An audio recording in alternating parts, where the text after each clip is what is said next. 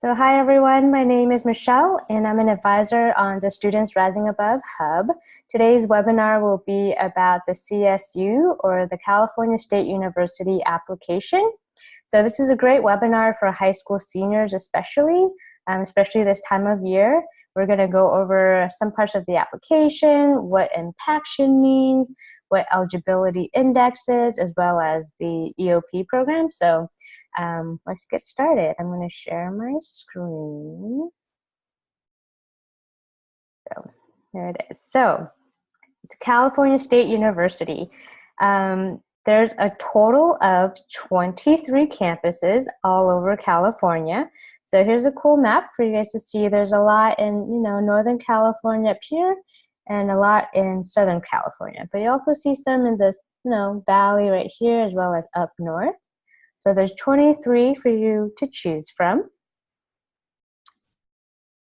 So the mission of the CSU, or the California State University, is that they want to give their students a liberal arts education. So they want students to leave college having knowledge, and a little bit of knowledge in every field.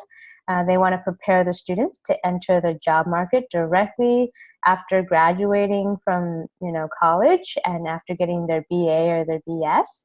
They want to prepare you for professional school. So let's say you're interested in grad school or med school or law school. That's another one of their mission, is to help you prepare for that. And also prepare California State teachers.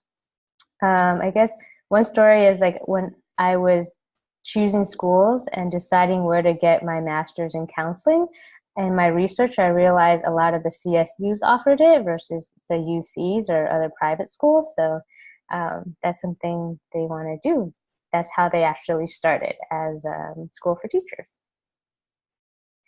All right, so if you are interested in applying to a CSU, these are the requirements. So you can see them on your screen, but you want to pass all your A through G courses. So in high school, maybe a pass is a D, but for college or for the CSU, you need a C or higher in order to pass the class.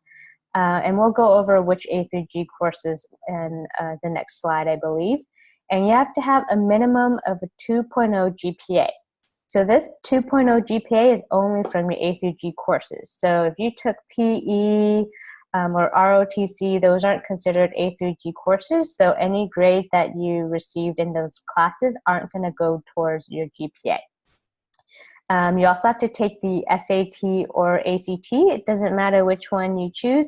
My recommendation is to take both and see which one you do better on, and then just focus all your energy in studying on that one test. But for the CSUs, they just look at your GPA as well as your SAT or ACT score. So they don't have any essays unless you're applying to EOP, which I'll go over later. So these are the A through G courses that you need to take. So you need at least 2 years of U.S. history of social studies, 4 years of English, 3 years of math. So when they say 3 years of math, they say through Algebra 2. So let's say you are taking an advanced math class like calculus, but you never took, let's say, Algebra 1. It's okay because it's considered more than 3 years of math. If you have any questions about that, feel free to reach out to me or to an advisor on the SRA Hub. Or if you're in our Rising Stars program, you can reach out to your SRA advisor and ask them. You want 2 years of, at least 2 years of lab science, one biological and one physical. So that could be biology and chem or biology and physics. It's up to you. Just make sure you have 2 years and one's biological and one physical. You need 2 years of a language other than English. So that's Spanish, French, Chinese, Italian, Latin. And they say 2 years, but really what they mean is like level 2. So let's say you already kind of knew Spanish, so you never took Spanish 1, you just jumped to Spanish 3, for instance. Even though you took Spanish 3, let's say 1 year, you still get credit for this 2 years of language. So any questions about that, feel free to reach out to us. There are other ways to meet this requirement, including like AP exams. But yeah, if you have any questions, reach out about that. need 1 year of visual or performing arts, and has to be a whole year. So you can't take like half a year of dance and then half a year of photography. It has to be for the entire year. And of course, 1 elective. So these are the A through G courses, the minimum that you have to take. And when they're calculating your GPA, is going to be from these classes. So speaking of your GPA, they don't look at your 9th grade grades when they're calculating your GPA. So when you're filling out the CSU application, you're going to put all the classes that you took 9th grade, 10th grade, 11th grade, as well as senior year, and all the grades that you got. But when they're calculating your GPA, it's just going to be from 10th grade and 11th grade, as well as 12th grade if you have any. And that's what they're going to use to calculate that GPA. You'll also list any 8th grade or 9th grade courses, like I mentioned, but it's not going to count towards your grade. So let's say you took Spanish or Algebra 1 in 8th grade. That's obviously an A through G requirement. You could put that in there. Just know that, you know, the A or B or C or whatever it was that you got in Algebra 1 in 8th grade isn't going to be counted towards your GPA. If you got any D's or F's, you want to make it up. So let's say you took biology and you got a D. It may be passing for high school, but it's not passing for CSU purposes, so you're going to want to make that up. And so something to keep in mind is, you know, your grade will be replaced, but only if the title of the classes match. So I know that's a little confusing, but let's say you took Chemistry 1 and then you got a D and then you want to make it up. The class that you take to make it up has to also say Chemistry 1. If it says Chemistry something else by another name, even though you're learning the same thing, you're not going to be able to replace the grade or the D. So what ends up happening is that you're going to have both the D and whatever grade you get in the new chemistry class counted towards your GPA. So that's something to look for if you're thinking about what class to choose, or when you're making up a failing grade. You do get an extra point for any honors or AP classes that you take. So let's say you're taking AP Spanish or AP Lang and you get an A. Usually that's like 4 points. So if you get straight A's, it's 4.0. But if you get an A in AP class, that's worth, you know, 5 points instead of 4. Just know that there's a limit to how many you get. So you get 8 extra points max. So that means 4 AP or honor classes that you get an extra bump in. So let's say you take a year-long English, AP English, year-long AP Science, year-long AP Spanish, whatever it is, you only get up to 8 extra points. So if you take more than, let's say, 4 AP classes, if you get an A in that like 5th class, for example, you won't get those 5 points, and A will just be 4 points. So there's a limit to how many extra points you get, and you can so only 2 out of the 8 of those extra points can come from 10th grade. So most of them can only come from 11th and 12th grade. Test scores. So like I said, it doesn't matter which one you want to take. They'll take either the SAT or the ACT scores. And the good news is they will super score. And what that means is they're going to take the highest score from each section. So, you know, your highest score in math, your highest score in reading, for example. And it doesn't matter which test date you took it. They'll just take the highest score you got for each section and combine everything and super score it. So that's really awesome. When you guys are writing your test scores on the application, you'll say, you know, I got this from my SAT. That's not enough. You have to remember to send your scores to each school that you're applying to. But with the CSU, it's really cool because you can send it to one place, and all the CSUs that you apply to will get it. So when you are, you know, let's say on the SAT website deciding which school to send your scores to, make sure to look for CSU Mentor. In the past, it has said CSU Mentor Long Beach, it's the same thing. I don't know why the Long Beach is there, but just look for CSU Mentor, send it once, and all the CSUs will have access to it. And make sure to look at each of the CSUs that you're applying for their SAT and ACT deadline. Some of them might be different, and some of them only accept your October SAT at the latest. So, you know, for some schools, you can take the November SAT or ACT or the December one, and they'll still count that score, but there's other schools as well as CSUs that don't. So definitely do your research so, you know, you can prepare for that. So there's something called a CSU Eligibility Index. So basically, you need to have a certain GPA and a certain test score to be eligible for a CSU. So if you have above a 3.0, you're all good. There's not like a minimum SAT score or ACT score they need from you. You have above a 3.0. But we'll go over this later, but it's still helpful to take the SAT or ACT.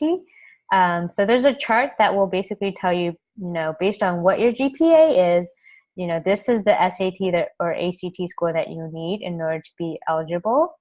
Maybe I can show you that now, actually. So all you do is just go to the website. You can just type in CSU Eligibility Index, and they calculate it for you. So you want to say, are you a California resident? Yes, I am from the Bay Area, for example. Have you taken the SAT prior to March 2016? No, I took it this year. What is your current grade point average? So let's say my GPA is a 2.5.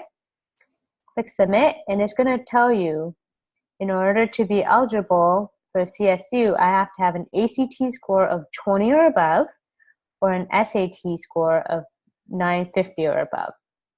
So you could do this. They also have a chart right here that tells you, you know, whatever your GPA is, this is the SAT score you need.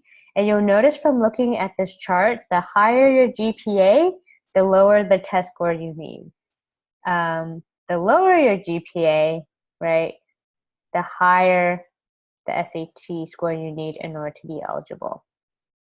So that's called the eligibility index. So make sure to look at that if your GPA is 3.0 or lower. And remember, when we talk about GPA, it's just from 10th and 11th grade and just in your A3G courses.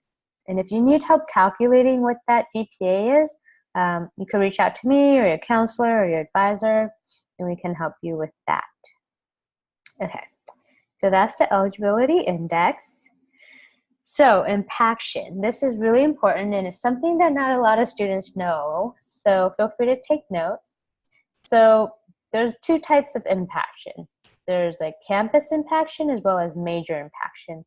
And basically what it means is there's way more students who apply for, let's say, nursing than they have room for. So let's say the school only have 100 spots for nursing or pre-nursing majors, and like 500 students are trying to get into that spot. Because there's not enough room for everybody is impacted.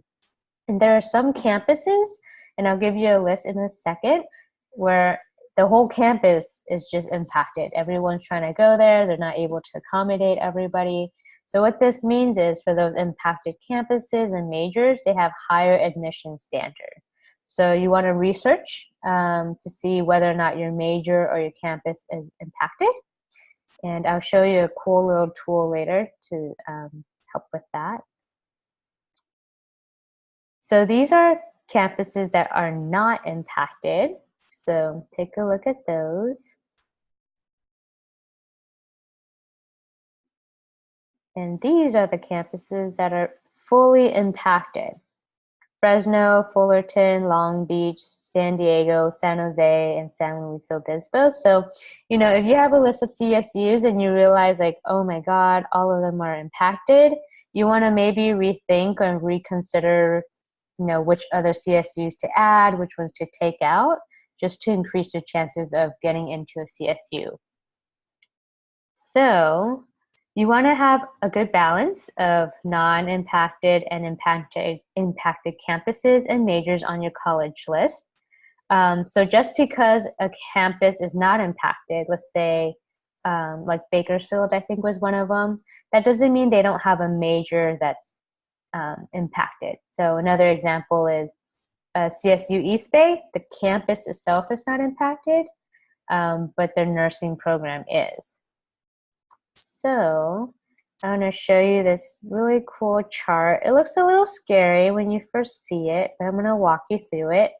So this is actually one of my favorite tools, and what I would do is just print one of these out and then get a highlighter and then highlight either which campuses you want to go to, or if you're for sure like going to major in engineering, you can highlight the engineering row right here.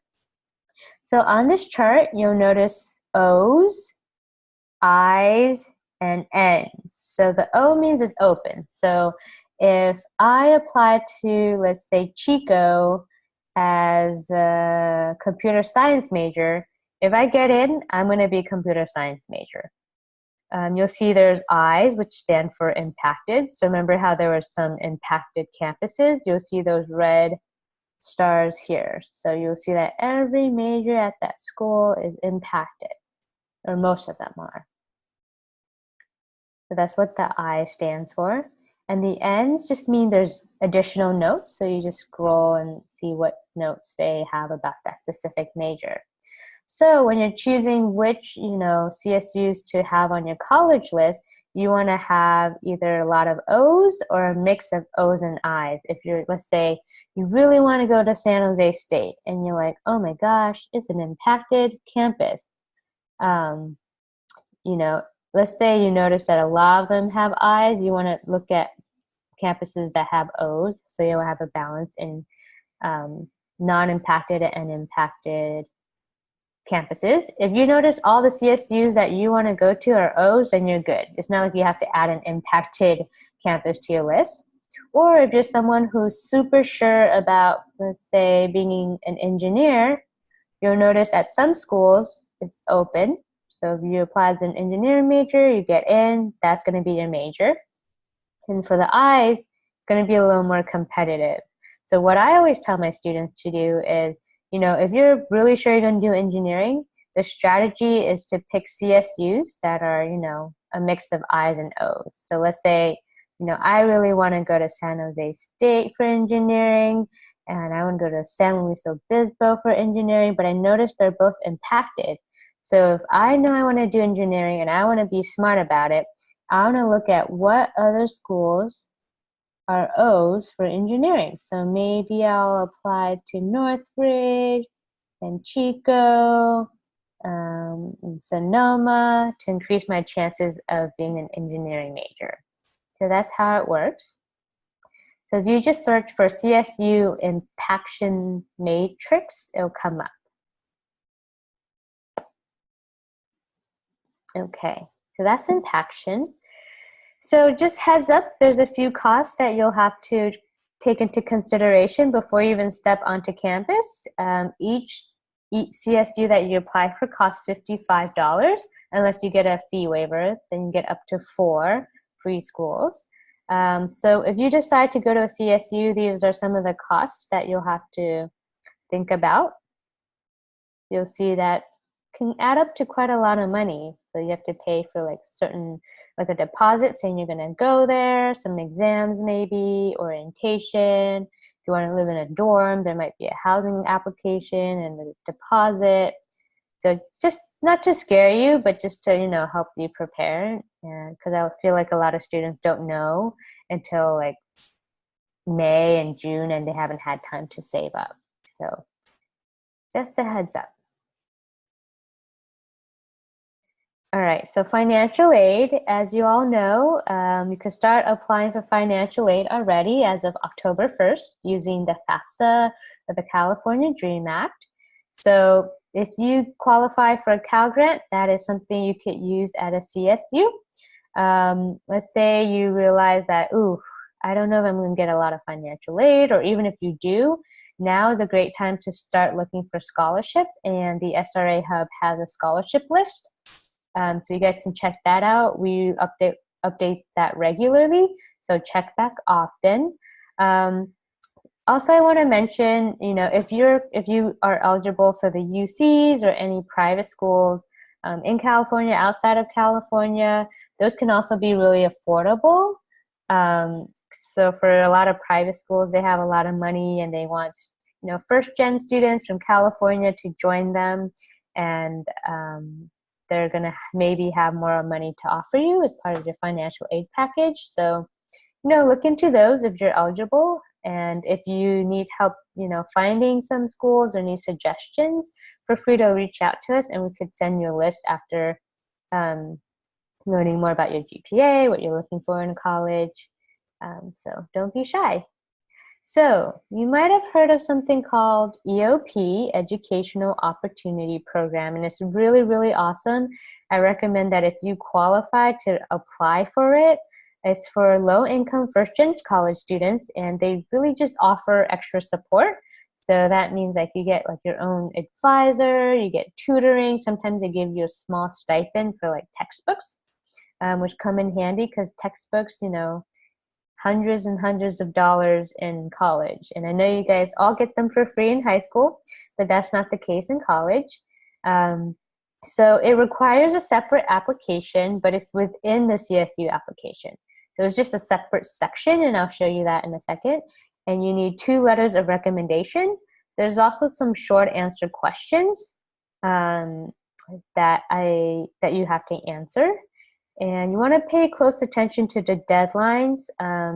Some schools have them, after the November 30th deadline. Sometimes it's just at the same time. So make a list of all the CSUs you're interested in, and then write down also when the EOP applications are due. And my recommendation is to apply as soon as possible. I've heard in the past that they accept students on a first-come, first-served basis, or they admit students on a rolling basis, so just keep that in mind. And if you need help with your short answers, we actually have a brainstorming worksheet on the SRA Hub. If you'd like one of us to review your responses, we can do that too. You just have to ask. So that's the EOP. So let me show you that really quickly. So I'm going to log into my Cal State Apply application.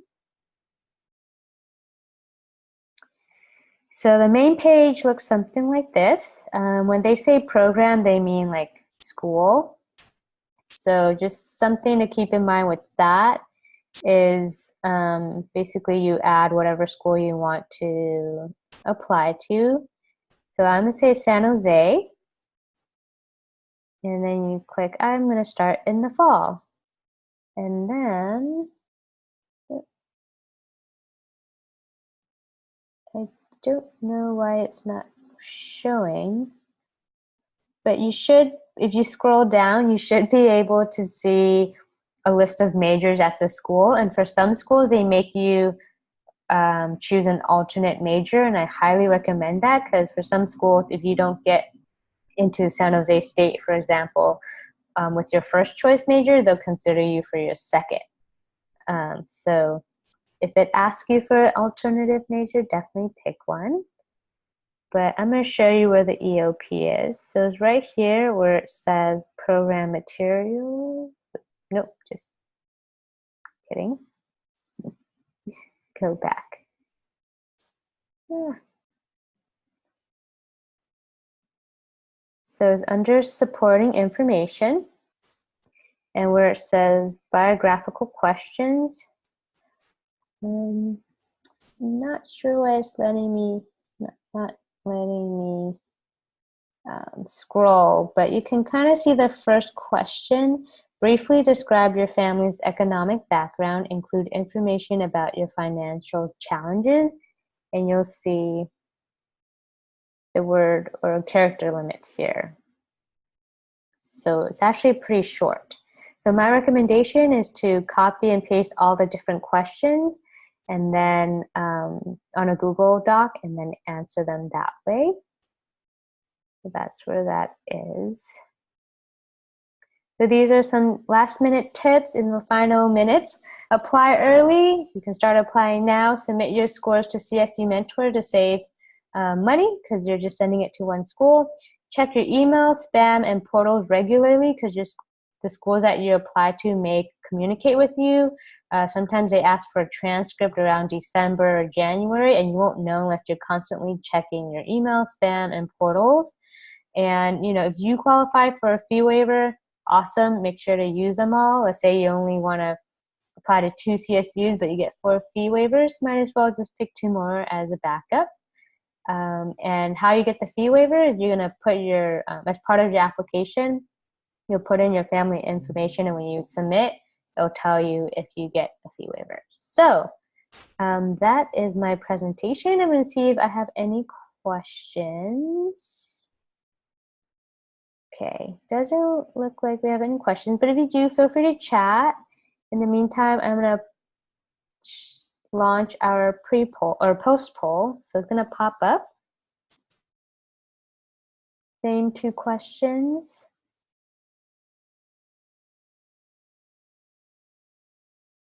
And once everyone answers that, I'll end the webinar. Okay, great. Thanks, everybody. I hope that was helpful. If you guys have any questions, feel free to reach out to us on the SRA Hub. I hope you guys all have a great night and good luck. Bye.